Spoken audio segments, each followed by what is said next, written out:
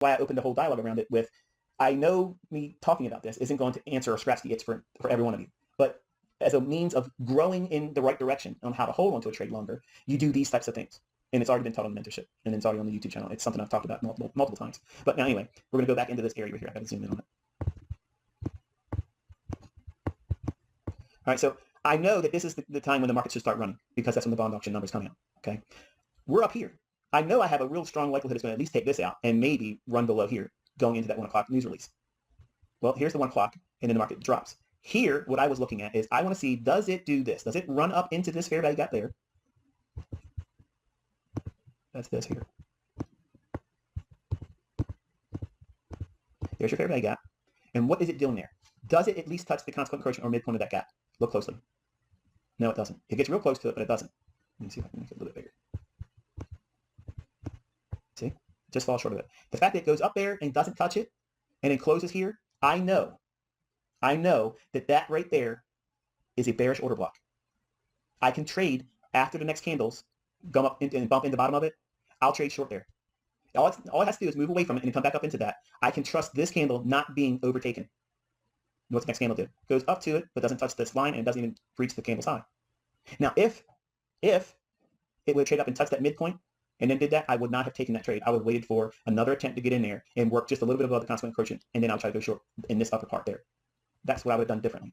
But because it didn't and couldn't even touch the consequent encroachment, these are PDA arrays. And yes, they're used for very specific and static levels to enter and exit on. But I also use these same price points as a means of measuring strength and weakness. If this candlestick can't even touch that, but gets close to it, it's signaling. It's a signature. That's an algorithmic signature. For someone that knows what they're looking for, that tells me that when this candle closes, all I need to do is see it move away and come back up and touch the bottom of that, and that's a bearish order block. Yes. Now, with that logic, I can be short and take a partial below here, or if I know that I can trust that it's going to go down below the London lows, then I'll put a limit order below that. And then I can sit and explain to my son that I think it may go down to those lows, but I'm positioned now that if it doesn't need to do it today, it'll probably go down there in the London session tonight. Where? To the new day opening gap down here. So with all of that narrative explained to you, let's put the executions back on. There you go. So now we have the market displaced below the bearish order block. This candle here, we open and trades up. There you go. It trades up, touches it, go short. There's your low. What's the low of that candle? Look right here. See that candle? See that price right there? Right above my cursor. That's the low. What's the low of the candle? 18,320 and a quarter. Okay. The fill, 18,321 and a quarter. So as it's bumping into that, I'm selling short right there. And I want to see it aggressively run below here. It does. Go back for a second. The fact that we traded up here and we didn't touch the consequent encroachment of this, I like to see if there's two fair value gaps, as we have here and we have here.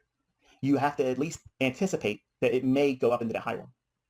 But if it fails at the lower one's consequent encroachment and there's a news driver coming, I have no problem, no fear, absolutely none of getting into the trade. If I did it wrong and I get stopped out, I've shown executions where I've done this. My students have seen it. It's on my YouTube channel. It was on Twitter. You see me get stopped out, and then I go right in there and I do another entry, and it pans out. Or if I did it wrong and I know that my direction was off and I'm offside, I reversed and did the other direction, and then it just goes the other way.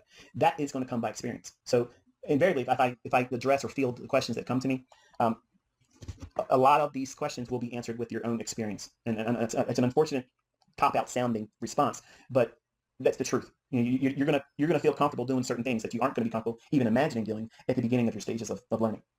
So I wanted to see this stay open. Okay, I wanted to see it fail to get to that midpoint of the lower one because it failed there. Okay, wonderful. I'm not worried about it. But go back to what I was saying. If it would have touched the consequent encroachment in this candle, I would anticipate it trading up into the higher part of this, and then my stop loss would have had to be above the midpoint of this consequent encroachment. See how I just gave you everything that is logic based. This is your guidance. These are the things I've already taught. They're in all the discussion points of everything I've ever taught on this YouTube channel. All these things, unless I said my students ever learned that, everything else has already been taught to you.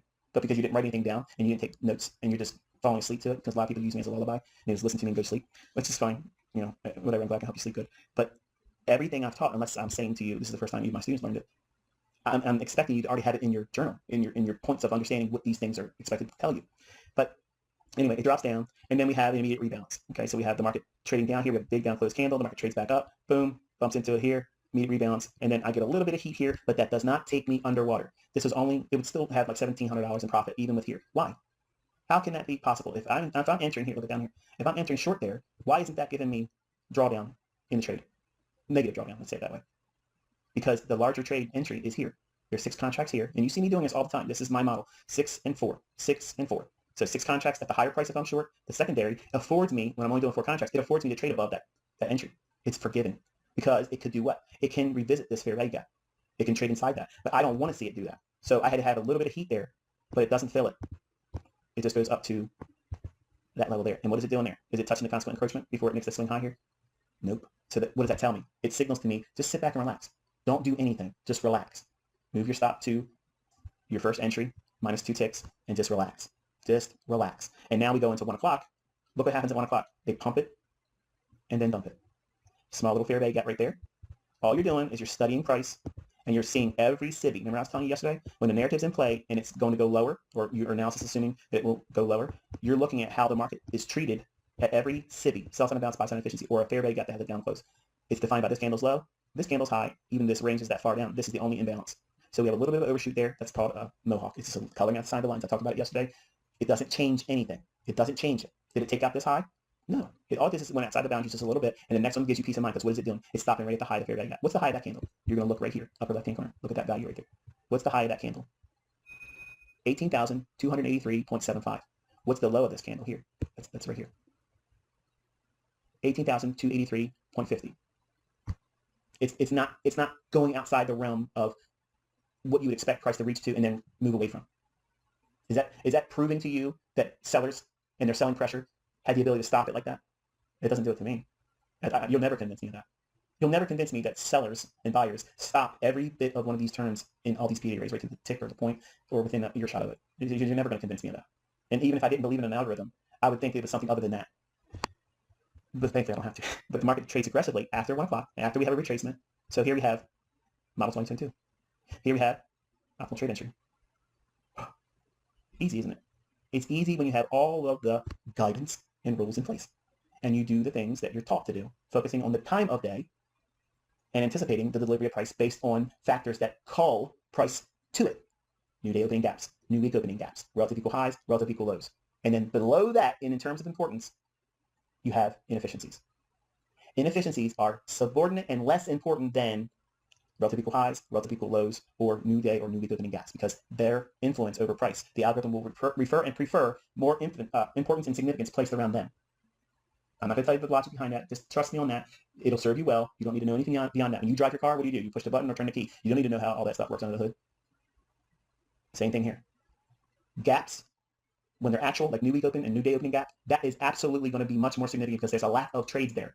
Inefficiencies, I'll say this much. You have one side of the delivery offered to it, meaning that, for instance, let's go back to this one here. This sell side imbalance, buy side efficiency has sell side delivery. Okay, sell side delivery is always one-sidedness moving lower. Sell side liquidity is what's resting below that low. The London low, or relative equal lows that this line is here, remember that's this over here. That's these over here. Okay, that is sell side on the daily range. That's the lowest it's moved for the day overnight, London. So it's going to want to try to gravitate to that too.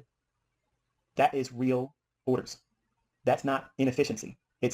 There's real pending orders down here. That is the lifeblood of the marketplace. Real buy stops, real sell stops. That is the heartbeat of what makes these markets go up and down. In between that, okay, you have inefficiencies. Inefficiencies have one pass through. So they have delivery. In this case, we have sell side delivery, but what is it lacking? Buy side. If I'm bearish, I don't want to see buy side offered, because what that's telling me is I don't want to see it trade in the upper half of this. I don't want to see that at all. In fact, I'm enamored when I see it not even touch consequent encroachment.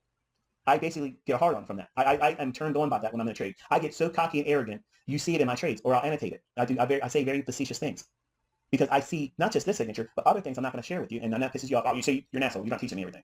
I'm teaching you more than anybody else would, and I'm teaching you how to make lots and lots and lots of success. Therefore, money, bread, dinero, moolah, fun coupons, right? The fact that we don't touch that consequent encroachment or midpoint, man, that tells you what? It's really heavy.